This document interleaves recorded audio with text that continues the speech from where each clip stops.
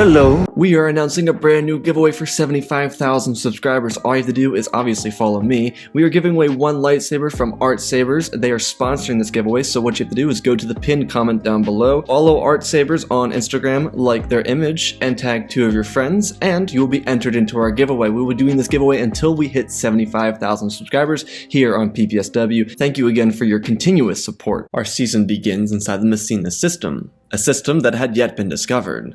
Planet Earth was located just off of the Rima trade route, which went all the way from the deep core to the outer rim. Earth itself was at the very end of the Rima trade route, near Dagobah and Utapau, though Earth was just off of it and it had been undiscovered, that is until this year, 42 BBY. Currently, there was a band of Jedi going out to numerous planets in the Outer Rim. This was an annual trip in which the Jedi brought back Force-sensitive children to the Jedi Temple. Of course, for the most part, the Outer Rim had been mapped out, but not the entire galaxy. It was just too large. The Jedi had finished their routes, but they ended up jumping out of hyperspace to an odd location. They had never been here before.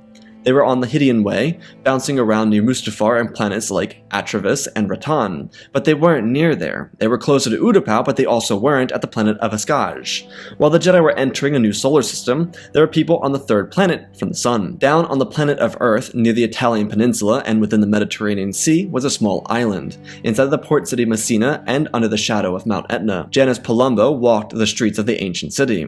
The year was 217 BC. And it was a modern beauty of the Mediterranean. Messina was located at the edge of the island of Sicily and nearly connected to the tip of the Italian boot. Janus Palumbo was born into partisan class of the Roman Empire. He was an upper-class man who frequented this beautiful city. Word had just come back from the troops of the Second Punic War. Reports were trickling in about the Battle of Lake Trasimene, which was an absolute disaster for the Roman forces. Nearly 15,000 men had been killed. It was a tragic loss to the Romans. They were genuinely worried about the possibility of losing the Second Punic War. Janus was very disappointed. The legion from Sicily was 400 strong, and he sent them off to join up with the rest of the Roman army.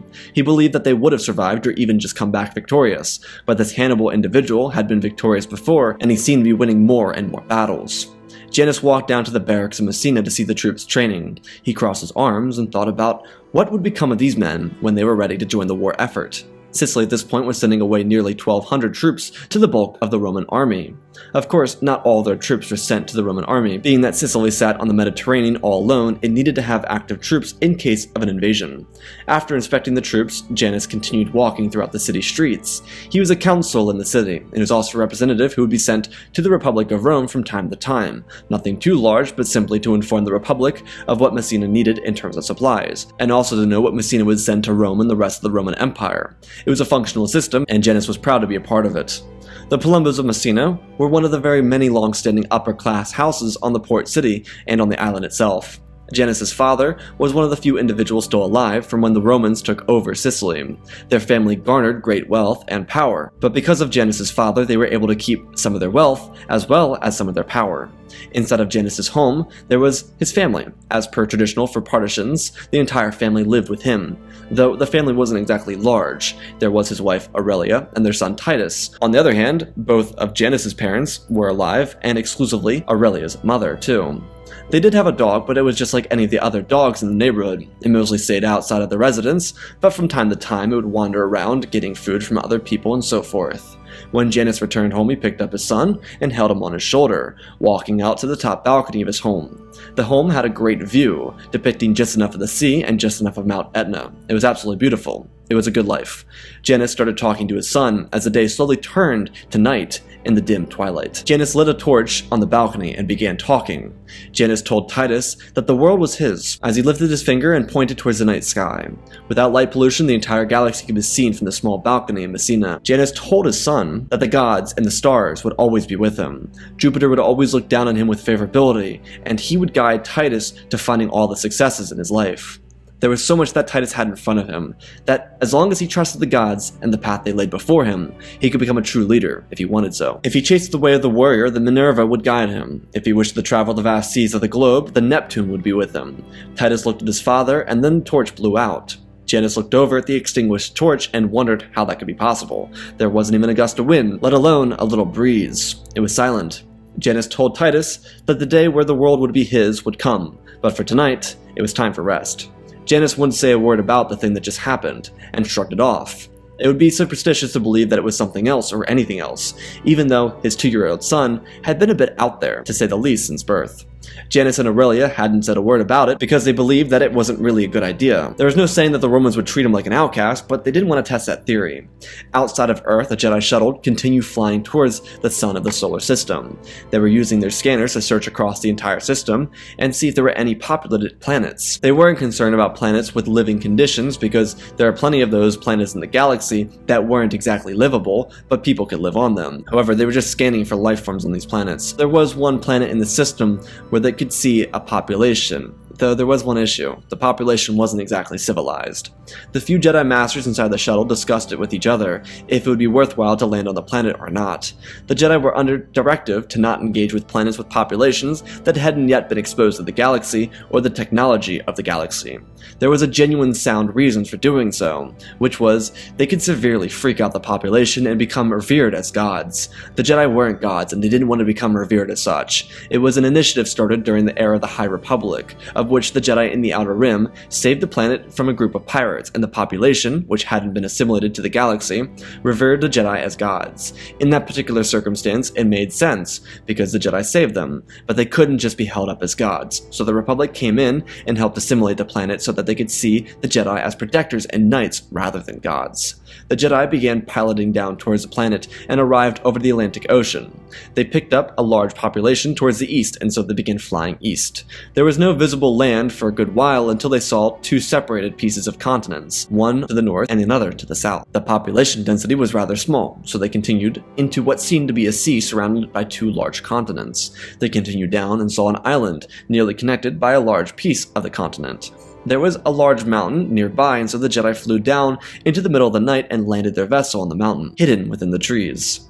Jedi Master Jara told the other Jedi that she would go out into the night and return within one planetary cycle. She could feel that there was someone here on the planet, someone tightly connected to the Force. She also brought with her a pocket translator. Typically, protocol droids would be used to do this for people, but for the Jedi, they carried pocket translators so that they could pick up on native dialect and figure out how to speak Galactic Common through such dialect. It would take a while for the translator to piece everything together, but if Master Kron walked through a crowded city long enough with the translator on, then it would likely be able to put pieces of the sentences together and word structures and so forth. Of course, the dialect for her, after translated, would be a little rough around the edges, and it would come off like a 5-year-old talking to an adult, but it would be better than just trying to simply tell them that she was from another planet in a large galaxy. Master Kron walked down from Mount Etna as she felt the Force within the planet. There was a strong sense of the Force here, but it was because the Force was uninfluenced by the galaxy around it. This happened a lot on planets where the galaxy wasn't actively present. For a Jedi, especially to be on a planet like Earth, without the radical influence of the galaxy, it was nearly intoxicating. As Kron got down from the mountain, she stopped and got to her knees. The trees that covered the mountain shielded her from a late-night sprinkle. She put her hand down in the mud and felt through the living Force on the planet. There was a child here, a child of the Force. Master Kron couldn't figure out the exact age of the child, but she did know that the child had a powerful enough aura in the Force, which for the Jedi would likely be enough for that child to be welcomed into the Jedi Order. The Jedi were strict on their selection process, so Master Kron had to be hopeful that this child was below the age of 3. If the child was any older, then it could cause some issues for acceptance within the Jedi Order. Jara got up and walked down towards a nearby city that sat under Mount Etna.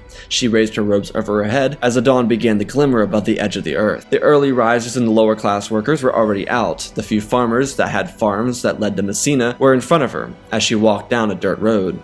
The working class was already on the move. She got a couple of weird looks because someone typically of her stature wouldn't be out during this time of day, but no one really cared. Kron's translator turned on and she was picking up on the dialect of the working class.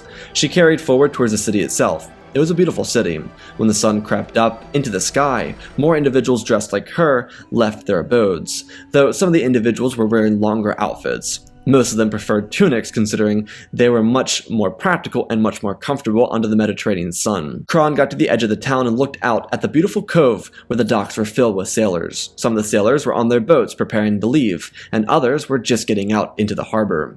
Jara was thoroughly impressed. She'd seen many planets with populations without technology, but this one was by far the most impressive. Though the other planets she saw, she never walked amongst its people. Near the topmost part of the city, Janus gave his love to his wife and his son before he walked out of his home.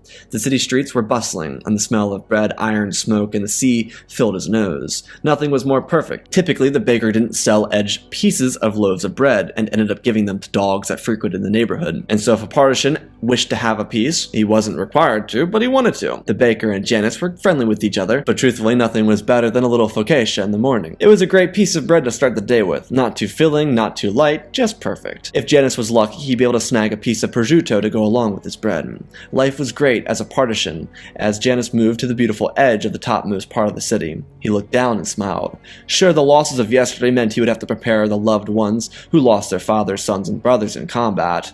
Janus looked out at the port and kept an eye out for any Roman vessels, just to be sure he wasn't expecting any noblemen or fellow partisans from across the small strait to visit him. When Janus finished his focaccia, he made his way down into the governmental building in the city. As an upper-class individual, he had plenty of luxuries, but he also had to carry his own weight. During the day, his home would be approached by a young woman. When the door was answered, it was Aurelia. She saw a young woman and was very confused, but with the help of the translator, Jedi Master Kron told the woman that she would like a moment to speak with her. Aurelia told Kron that she didn't permit lower-class individuals into her home. There would be no speaking to her. Master Kron pleaded with Aurelia, but the woman seemed adamant that there was no place for Kron here. Between the hood and the rough dialect and the fact that Aurelia was alone, there was nothing in the world that would separate her from Titus. To her, it was just a precautionary thing. Master Kron could feel the force from inside the house, but she couldn't just break in and enter. She would wait, learn more of the dialect, and prepare herself for another conversation. So since she was waiting, she needed to find another outfit, one that would allow her to fit more in with the times and the customs, especially with the customs of those associated with the partisans. The day moved by slowly, as the sun moved up above the sky. It got much hotter. Jara was thrown off a bit by the heat, and her choice in wear was a lovely gown. She felt regret because it was really hot. A tunic would have been much better of a look for her, but she couldn't hide her Jedi robes under the tunic. She could hide the robes under a gown though. Though even Jara had to admit, the gown was luscious. It was very fitting and it made her look elegant as ever, almost making her wish the Jedi still donned the robes of the High Republic, because they had a much more beautiful, elegant look to them. Jara sprung through the street like a spring flower. And while sure it wasn't part of the mission, she might as well wait until that particular house had someone else in it so she could try and procure the child. Though with a stomach rumbling, she had to try some delicacy, which she found to be abundant. Nothing better than eating on the Mediterranean. Between the vegetables of the fields and the meats of the sea, she had herself a luxurious meal. She had much more of a day to wait, so she stayed around the same area to keep an eye on the house, but no one went in. When the day eventually got later, she saw the woman from earlier walk out of the house, and in her arms, slung over her shoulder, was a child. Jara immediately knew who this child was. It was the child connected to the Force, so she followed. The child had a little animal in his hands. It was made of clay, and inside of it was something sweet. It was a pacifier of sorts, and it was common for this era. Was it medically cleared? Not really by Galactic Republic standards, but if it worked for these people, then it worked. Jara kept her distance, following behind the child and his mother, though she distracted the child. Titus could feel the connection to the Force, and he ended up dropping his pacifier. Jara almost panicked, because she couldn't use the Force in front of the people around her, but before the pacifier smashed to the ground, it stopped, and slowly dragged up the mother's back. The child was using the Force himself to make sure he didn't lose his pacifier.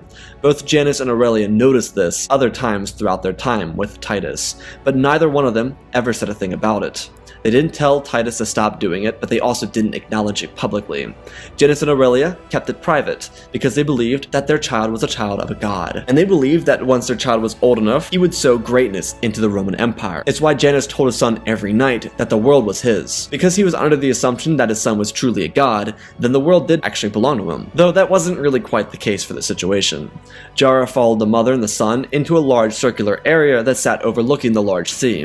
There were beautiful pillars outside, and there was a man standing checking attendance. Aurelia and Janus met up, as he took his son and plopped him onto his own shoulder before putting his hand around his wife's hip and walking her into the amphitheater. It was the end of the work week, and what better to do as a partisan than to get some quality entertainment, the best on this side of the Messina Strait. There was a queue next to the entrance that, according to the translator, was for lower class individuals, or partisans that didn't have tickets to the event. If not everybody who had a ticket showed up, then those who were there in the line first could choose what was left out of the crowd. Of course, they would have to wait until a given time of day for that to happen, which, the way the Sicilians marked it down, was when the sun touched the tip of Mount Etna. When that happened, a limited number of individuals were let into the amphitheater. Jara was lucky enough to get in. She sat down by herself and watched over, looking into the crowd and finding the child. Jara watched the family of 3, and then the event transpired. It was certainly a much different society. In the Republic, it was common to see this type of behavior in the underground, but even in the civilized galaxy, it was robots and droids fighting with each other rather than people. For a Jedi, it was hard not to act. But she was there as a visitor, not a guardian. The strongest of the gladiators had to be the ones to settle this and survive. It was a gruesome event, and honestly, it was kind of ironic. The elegance of the crowd, they all were dressed up beautifully. In their arms were their sons and their daughters, and next to them were their small children. They all cheered it on, encouraging their favorite warrior to win the match. The arena inside of the theater itself was lit by the sunset, and next to the gladiators were dozens of torches, adding a fiery illumination to the fight. After the first one was slain, there was another group of fighters that came up. After them, there was a match between duos. It was a terrific way to end the week. And with the gladiatorial battles over, all the people would get up and begin to walk out. On the outside of the amphitheater, there were a couple of Roman legionaries. The only reason is that sometimes gladiators got a little feisty with the nobles who cheered against them, and in some circumstances, they did take it personally. If they took it personally, they, at the risk of everything, tried to kill the partisan, and it usually resulted in their own death. As the theater cleared out, Jara located the child and followed the family. It was entirely dark outside at this point, aside from the numerous torches that lined the streets of Messina. Jara, at this point, had figured out how to get into communication with the upper-class family, and when she spotted them, she caught up to them, addressing herself as partisan Jara Kron. She was a representative from Rome and she wished to speak with the two of them regarding their noble child. This for a short moment terrified the parents. They were afraid that Titus was going to be executed for what they believed was a power of the gods. Though Jara simply told the parents that she had no reason to discuss what she wanted to talk about in public and wished to talk about it with them within the quiet of their own home. Janice and Aurelia agreed to this, though they warned Jara that there were relatives within the home that would likely be awake, considering most of the Palumbos were late-nighters anyways. When they arrived inside the home, they sat the child down. Jara told Janice and Aurelia that she was truly sorry for lying to them. Janice grabbed a family heirloom off the wall and held a sword out in front of him, demanding to know what she meant. Was it an overreaction? No. Typically, people didn't just come into your home based off a lie. Jara shedded her gown and told Aurelia that she may have it if she like. She then told the two of them that she was a Jedi. They were from a planet far from here, but currently the Jedi were on Coruscant. As she said that she used the Force and laid out a small holocron on the floor. Both parents immediately thought she was a god as well. As Janice dropped the sword, the holocron turned on and both of the parents almost screamed. Jara told them that there was no need to fear. She was their ally, but she came here because there was something special about their son, and she wanted to tell them that she believed their son was destined for greatness. The Sicilians looked at the hologram and then looked back at Jara with confusion and panic. Jara knew better than to try and reason with them, so she showed them, turning off the hologram first. She then looked at their son and asked for his name, as they both stuttered out the name Titus. Jara smiled. She called Titus his name, and the little boy looked over. She asked Titus to catch the little device. Jara pulled out her communication device and lifted it up with the Force and pushed it over towards Titus. The little boy smiled and pulled it in towards him before dropping it.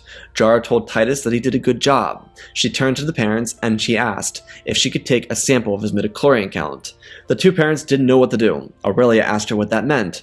Jara smiled softly, telling them that it was a simple little prick and it would tell her how attuned to the Force their son was.